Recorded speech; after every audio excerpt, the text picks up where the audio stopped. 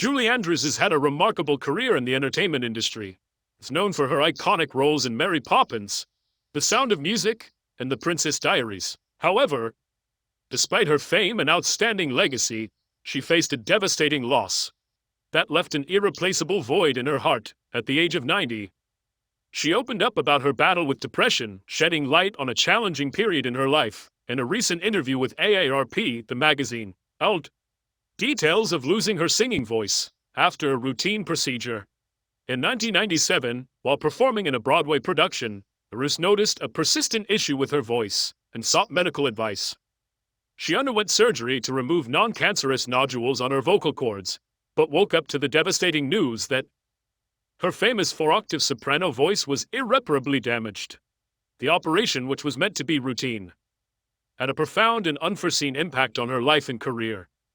The loss of her singing voice had a deep emotional impact on Julie, leading her to experience depression and a sense of loss.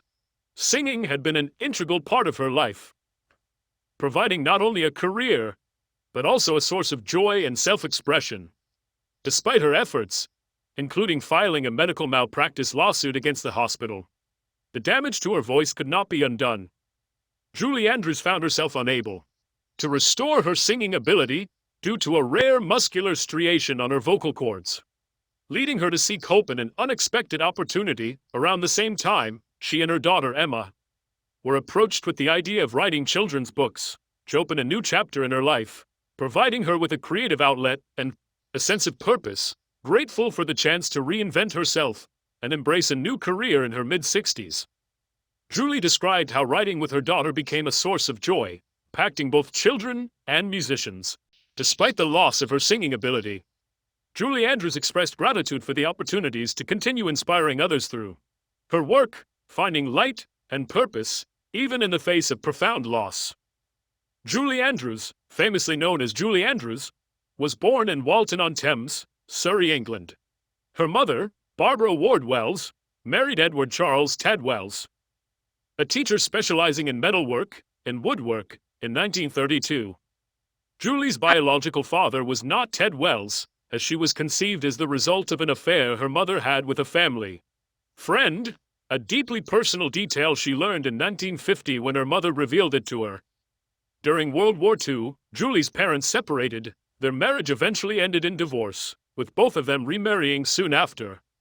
Her mother married Ted Andrews, a performer, in 1943, while her father, Ted Wells, married Winifred Hyde, a war widow who had worked alongside him in a factory. Julie's father was involved in evacuating children to safer areas during the Blitz, while her mother and stepfather joined the Entertainment's National Service Association to entertain troops. During this period, Julie lived briefly with her father and her brother. In 1940, Ted Wells made the decision to send Julie to live with her mother and stepfather, believing they could better nurture her artistic potential. This transition proved to be challenging for Julie, as she had been used to calling her stepfather Uncle Ted, but her mother suggested she'd start calling him Pop. Meanwhile, she continued to refer to her biological father as Dad or Daddy, which unsettled Julie and led to struggles with the adjustment. During this period, the family faced dire financial situations and lived in a poor-de-zoo, a rough neighborhood in London. Julie later described this time as a dark and difficult chapter in her life. Adding to her struggles, her stepfather, who was an alcoholic and often violent, attempted to enter Julie's bedroom while intoxicated on 2 occasions, prompting her to install a lock on her door for protection. As her mother and stepfather's performing careers began to flourish, the family's living conditions improved, and they moved to better areas in London. After the war, they moved back to Herne Hill, living in a house called the Old Mews, which held family significance, as Julie's maternal grandmother had once worked there as a maid. Julie's stepfather supported her artistic development by enrolling her in the Con Rippman School, now known as the Tring Park School for the Performing Arts. It was at the school that Julie received professional training that would shape her extraordinary talent. Later, she studied under Madame Lillian Stiles Allen, a renowned concert soprano and vocal instructor, whom Julie deeply admired and referred to as a third mother. Madame recognized Julie's extraordinary vocal talent, noting her remarkable range accuracy, and tone. Despite Julie's modest description of her voice as pure white and thin, Madame believed she could perform Mozart and Rossini, and acknowledged her impressive four-octave range. These formative years laid the foundation for Julie Andrews' future as a legendary performer. In 1945, Julie Andrews began performing on stage with her parents, joining them in spontaneous and unplanned shows, marking the start of her remarkable journey as a performer. When her parents instructed her to nap in the afternoon so she could sing with them in the evening during her early performances, Andrews stood on a beer crate to reach the microphone and sang solos or duets with her stepfather while her mother played the piano. She later humorously joked that, although her singing might not have been great, the audience seemed to enjoy it. Fellow child entertainer Petula Clark, who was 3 years older than Andrews, recalled traveling across the UK with her by train to entertain troops, even sleeping in luggage racks, which Clark described as a fun experience, especially since many children didn't get to have such opportunities. Andrews' career breakthrough occurred when her stepfather introduced her to Val Parnell, the managing director of Moss Empires, which managed major London venues at just 12 years old. Andrews made her professional solo debut at the London Hippodrome on October 22, 1947, performing a challenging aria as part of the musical revue Starlight Roof. She performed at the London Hippodrome for a year and fondly remembered working with comedian Wally Bogue, who involved her in his act. Her impressive performance received an enthusiastic response from the audience, which deeply encouraged her at 13. Andrews became the youngest solo performer at the Royal Variety Performance on November 1, 1948. Singing before King George VI and Queen Elizabeth at the London Palladium, sharing the stage with stars like Danny Kaye.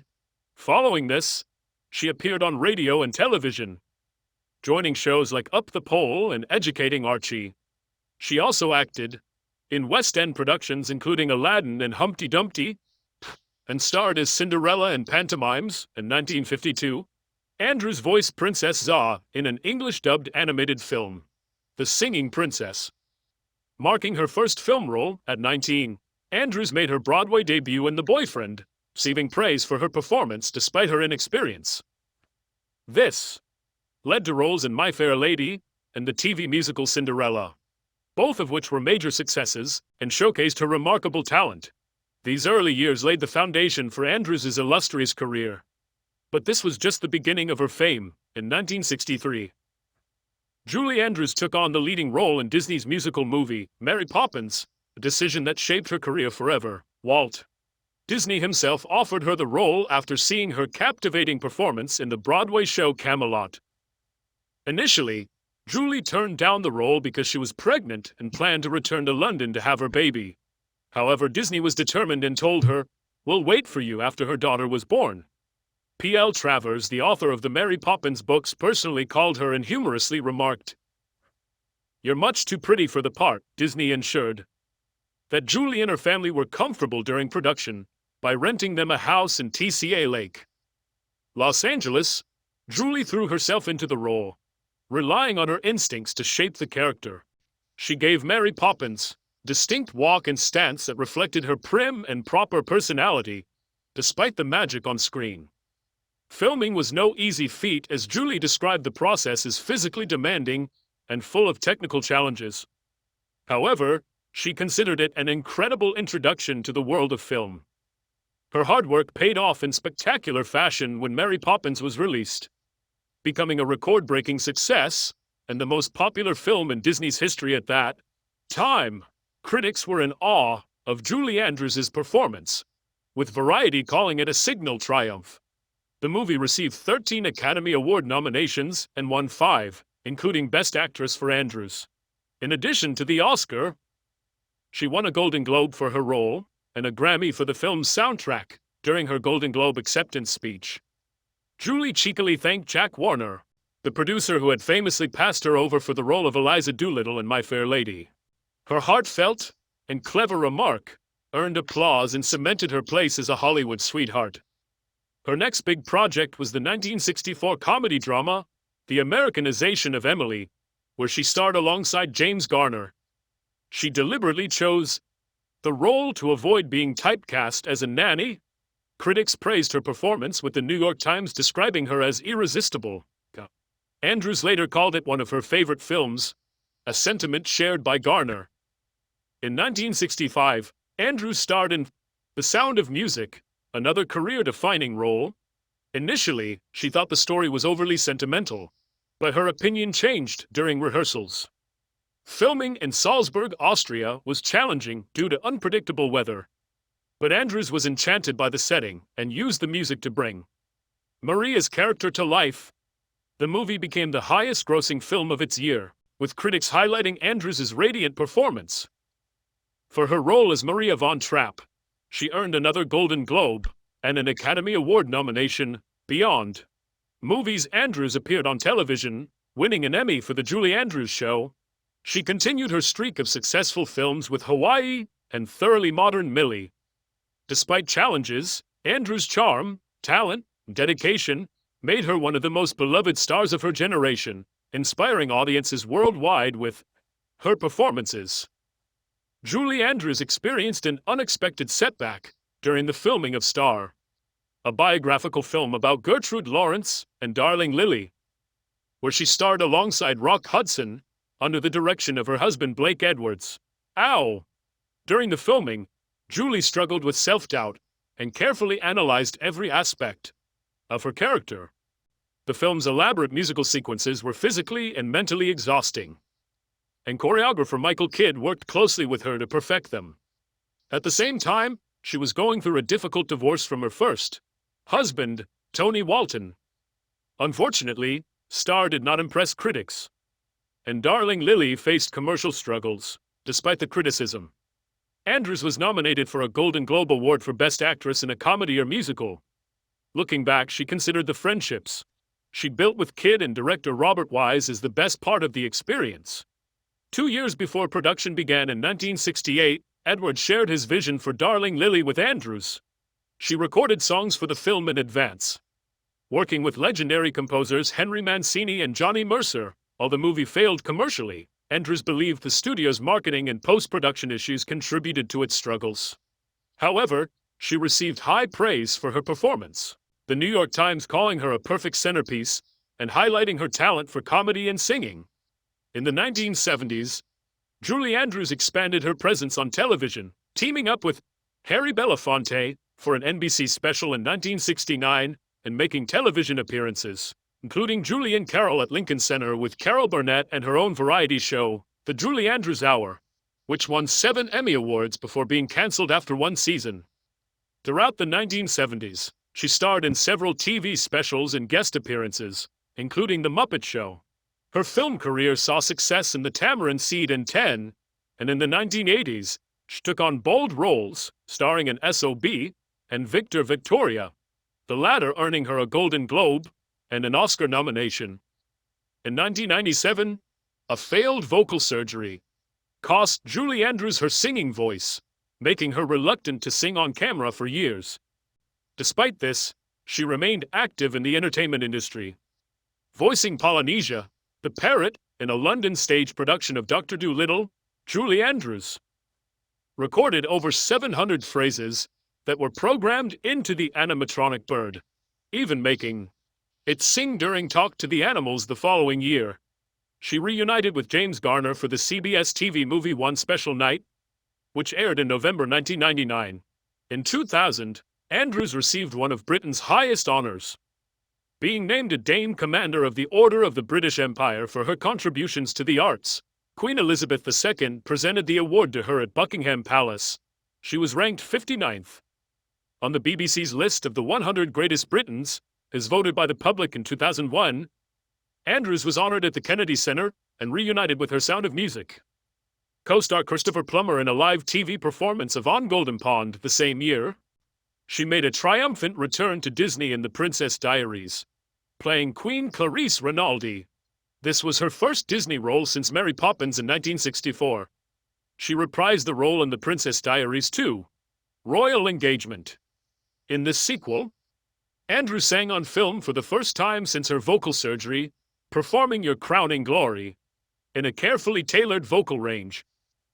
The film's music supervisor recalled how Andrews performed the song beautifully, in just one take, moving crew members to tears. Her work with Disney continued in 2003, when she starred in 2 Eloise TV movies. As a wise and caring nanny, these roles earned her an Emmy nomination around the same time. She made her directorial debut helming a revival of The Boyfriend, the same musical that had launched her Broadway career in 1954. The production later toured nationally from 2005 to 2006. Andrews became the official ambassador for Disneyland's 50th anniversary, making special appearances and narrating events. In 2004, she voiced Queen Lillian in Shrek 2, reprising the role in Shrek 3 and Shrek Forever After. She also narrated the Disney film Enchanted in 2007. Andrews published Home, a memoir of my early years, detailed her childhood and rise to stardom. Later that year, she embarked on a U.S. tour called Julie Andrews, The Gift of Music. She performed in public for the first time in over a decade. She sang various Rodgers and Hammerstein songs and presented her children's book, Simeon's Gift. The tour included stops at the Hollywood Bowl and other major venues. In 2010, Julie returned to the stage in London after 21 years, performing at the O2 Arena. Over 20,000 fans gave her multiple standing ovations, although critics were divided on her performance. In the same year, she provided the voices for characters in Despicable Me and Shrek Forever After. Later, she was honored with a Grammy Lifetime Achievement Award. In 2011, she began writing books with her daughter Emma Walton Hamilton and remained active in film and television throughout the 2010s. During this time, she voiced Karen, a mystical sea creature in Aquaman, and declined a cameo in Mary Poppins Returns to avoid overshadowing Emily Blunt. In 2020, she started narrating the hit Netflix series Bridgerton, introducing herself to a new generation of fans in 2022. Andrews received the prestigious American Film Institute Lifetime Achievement Award, where stars paid tribute to her legendary career. She also reprised her role as Gru's mother in Minions: The Rise of Gru in 2023, and honored her longtime friend Carol Burnett in an NBC primetime special. Additionally, she reflected on her early Hollywood years in a CBS tribute to Dick Van Dyke. Julie Andrews' career has spanned decades, and despite setbacks, she has remained an icon of film, theater, and television, continuing to inspire generations of fans worldwide. Julie Andrews' love story began when she married set designer Tony Walton on May 10, 1959. In Weybridge, Surrey, their romance had started years earlier in 1948 when young Julie was performing in Humpty Dumpty at the London Casino. Their bond led to the birth of their daughter Emma Walton Hamilton in 1962. However, after nearly a decade together, the couple divorced in 1968. Not long after, Julie found love again and married renowned film director Blake Edwards in November 1969. Through this marriage, Julie became a stepmother to Edwards' children, Jennifer and Jeffrey, and they later adopted 2 Vietnamese daughters, Amy Lee and Joanna Lynn. Julie and Blake's love story lasted an incredible 41 years, standing strong until Edwards' passing in 2010. Beyond her personal life, Andrews is a grandmother to 9 and a great-grandmother to 3, and she currently resides in Sag Harbor, New York, where her daughter Emma co-founded the Bay Street Theater.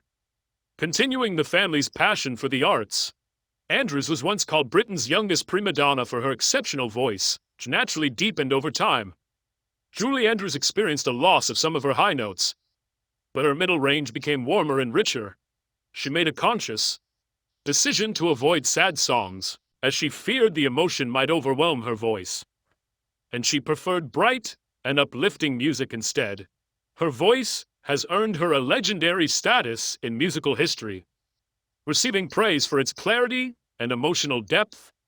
When considering Julie Andrews' journey, it's evident that her vocal evolution has been a significant aspect of her career. As for her current life, it's important to consider that public figures often have private struggles, and it's not appropriate to speculate or make assumptions. Feel free to share your thoughts on Julie Andrews' journey in the comments section. And remember to like, share, and subscribe for more content. You can also click on the next video showing on your screen for further entertainment.